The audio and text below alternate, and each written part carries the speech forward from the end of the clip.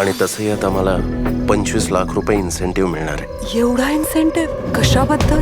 ते मात्र एक सिक्रेट आहे. रोहित, एकतर ना तुझ्या बऱ्याच गोष्टी नंतर कळतात किंवा मला कळतच नाही. बाबा हॅपी बर्थडे. थँक्यू. तू सगळ्यात बेस्ट बाबा आहेस. हो. इशू, तुम्ही एक लहान मुलगी पाहिली का? नाही. माझी मुलगी सापडत नाही. ईशा, तुमच्याच हॉटेलमध्ये काहीतरी गडबड असणार आहे. नमस्कार मॅडम, काय झालं? माझी मुलगी सापडत नाहीये सकाळपासून, आणि हे सगळे म्हणतात काल मी इथे एकटीच आले होते.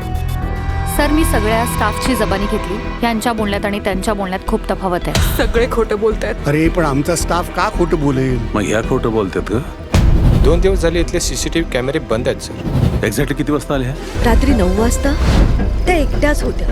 आणि माझी मुलगी ईशा होती ना सोबत. मी नाही बघितलं. सर, हा तन्वी पण मॅडम, खोटं बोलतोय मॅडम, माणूस. प्लीज, सर, हा प्लीज पण शांत खोटं व्हा. बोलतोय. तुमच्या मिस्टरांची डेड बॉडी सापडली. तन्वी प्रधानांचा 10 वर्षापूर्वी एक अपघात झाला होता. तेव्हापासून त्यांना विचित्र भास होतात.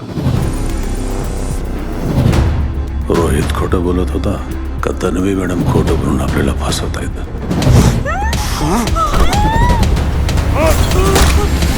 भास आणि सत्य याच्यात लई मोठं अंतर आहे. उद्याचा दिवस माझ्यासाठी खूपच महत्त्वाचा असणार आहे.